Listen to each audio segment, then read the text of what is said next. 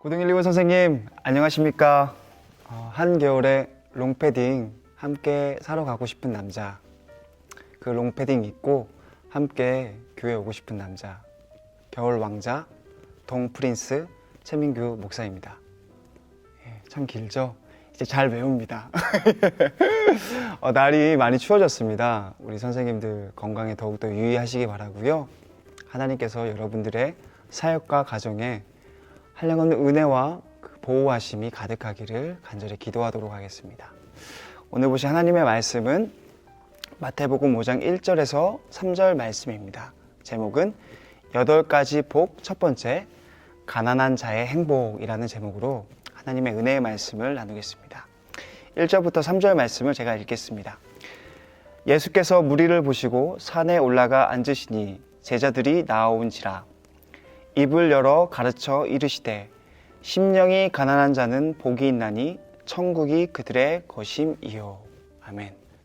여러분들 좀 질문을 드리고 싶은 것은 여러분들 정말 행복하십니까? 예수 안에서 진정한 행복을 누리고 계십니까? 수능이 끝나서 한 친구에게 연락이 왔습니다. 문자로 연락이 왔는데, 목사님 1년 더 해야 될 것 같아요. 유유. 제가 답장을 보냈습니다. 1년이 뭐야, 2년은 더 해야지. 제가 이렇게 얘기했어요. 너는 왜 교회 열심히 다니고 예수 잘 믿는데 그 안에 진정한 행복이 없니? 복이 없니? 잘 모르겠어요. 이렇게 대답을 하더라고요. 진정한 행복이 무엇일까요? 우리가 이 세상 살아가면서 진정한 또 복은 무엇일까요?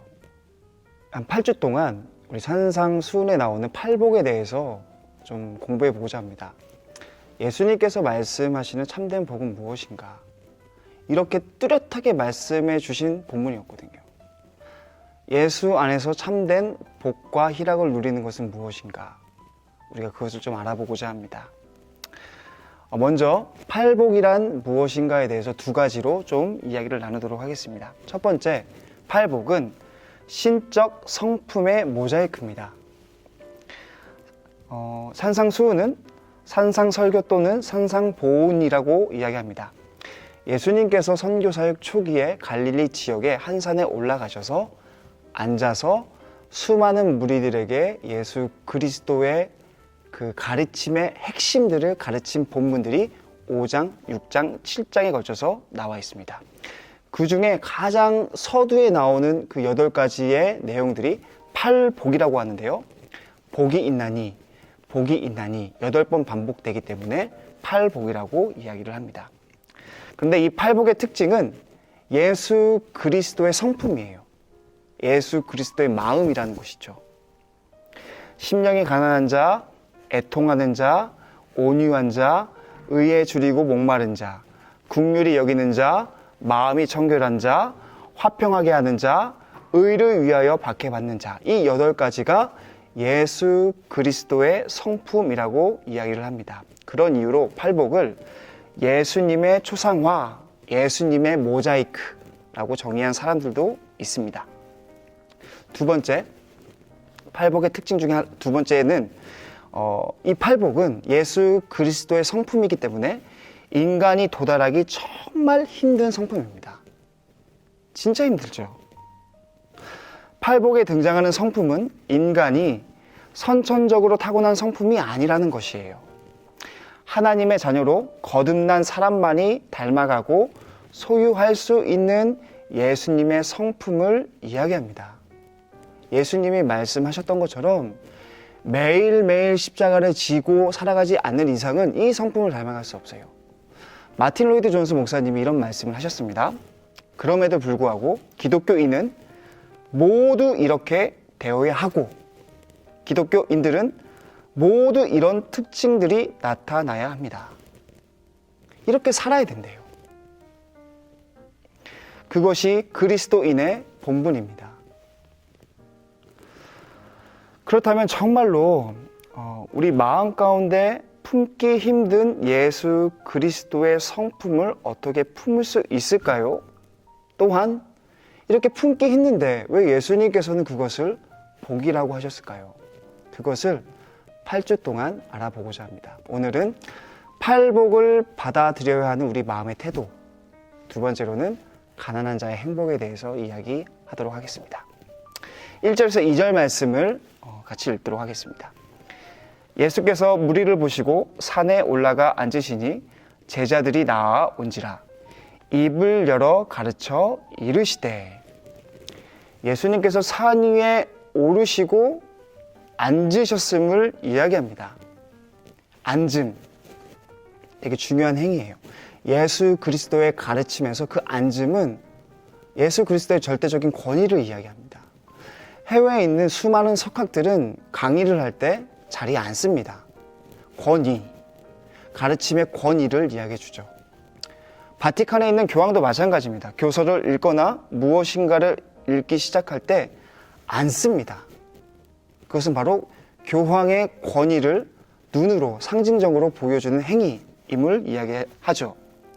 마찬가지로 예수님께서 산에 올라가 앉으셨음은 하나님의 아들로서 그 권위를 가지고 가르치기 시작했음을 이야기합니다. 권위 있다는 거죠. 이 세상에 어떤 권위보다 가장 큰 권위가 바로 예수님께 있었음을 이야기하는 것입니다. 그 앉음의 의미는 우리에게 있어서 멈춤입니다. 멈춤.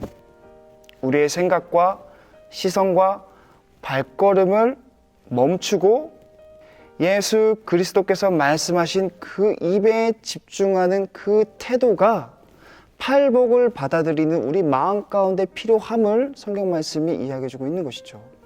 학업, 경제적인 문제, 관계의 문제 모두 멈춤, 모두 앉음, 그리고 하나님의 말씀에만 집중하며 나가는 거예요.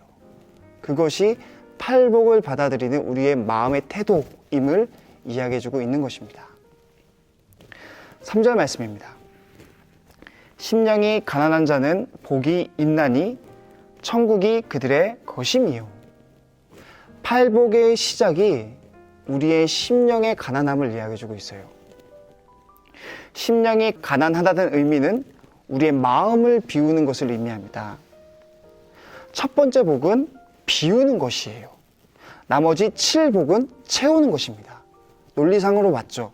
우리의 마음을 비워야지 나머지 아래에 나오는 7복을 우리 마음 가운데 채울 수 있는 것이에요. 또한 심령이 가난하다는 의미는 그 심령이라는 헬라어 원어를 보면 두 가지 의미가 있습니다. 푸뉴마, 첫 번째 스피릿입니다. 영적인 갈급함. 가난하다는 의미는 간구하는 거예요. 한 푼만 주십시오, 한 푼만 주십시오, 이런 행위예요. 우리의 마음이 정말로 가난함을 이야기해주고 있는 것이죠. 하나님 앞에서의 영적인 갈급함과 간구함, 빈 마음을 이야기합니다. 우리의 마음을 비워야 돼요. 우리의 욕심, 우리의 자아, 우리의 정욕, 우리의 음란, 우리의 수많은 욕구들을 다 비우는 행위, 그것이 우리 마음 가운데 필요합니다. 영적인 가난함. 두 번째, 호흡입니다. 푸니마, 호흡을 이야기해요. 호흡은 바로 우리 육신의 중심이죠. 호흡이 없으면 우리 육신은 죽습니다. 호흡은 인간의 육신을 이야기합니다. 육체적인 가난함 또한 심령의 가난함으로 포함될 수 있습니다. 집안이 가난한 사람들도 있죠. 그 사람들이 복이 있다라는 이야기예요. 육신의 허약함이 있죠.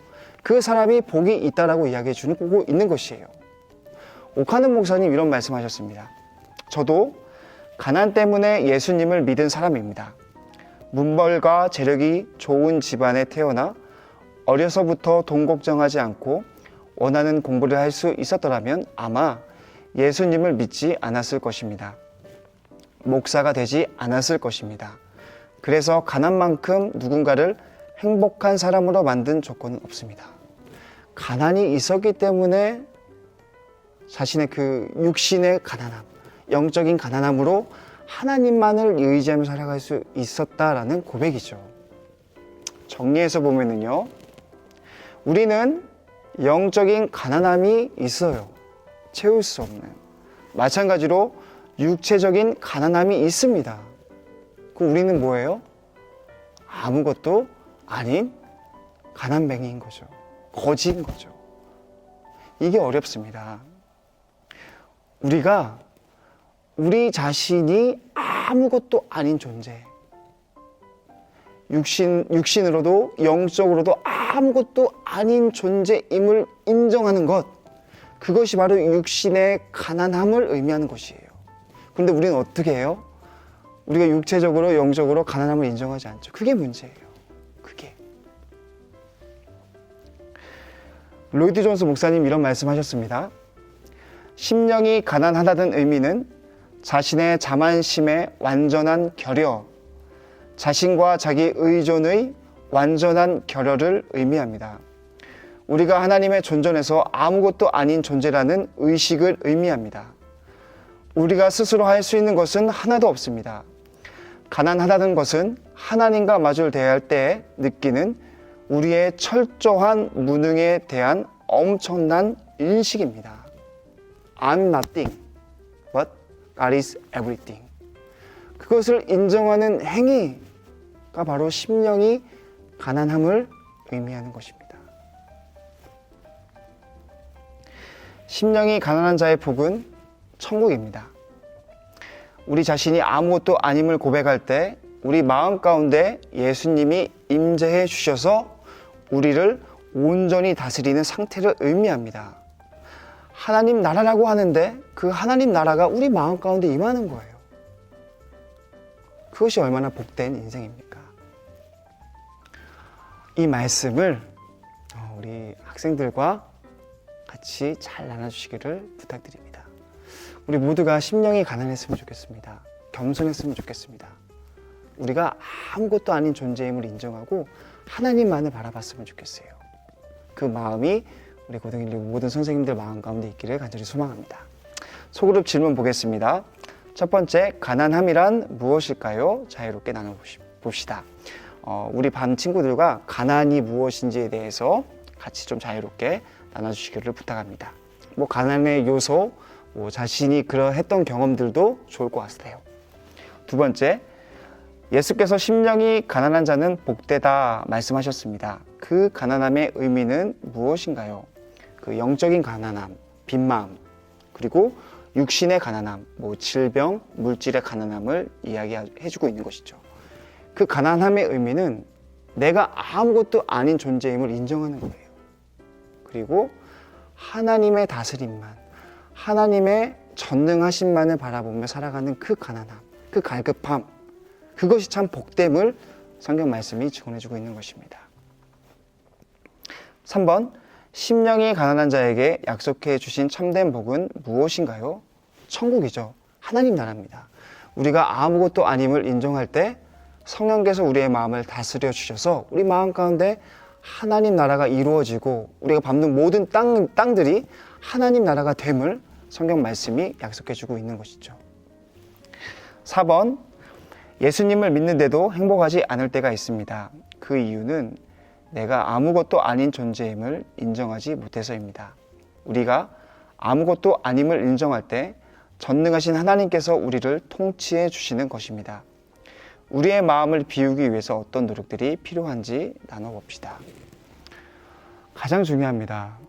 우리 마음을 비울 수 있는 용기가 있었으면 좋겠어요. 그래야지 내가 아무것도 아닌 존재임을 깨닫고 하나님께 나아갈 수 있는 것입니다. 그러한 노력들을 우리 소그룹 안에서 같이 나눠주시기를 부탁드립니다. 예수님의 모자이크 중에 하나입니다. 심령이 가난한 자, 복이 있다, 천국이 그들의 것이다. 그 말씀이 우리 고등 1, 2부 선생님들 마음 가운데 이루어지기를 간절히 소망합니다. 선생님, 감사하고 사랑합니다.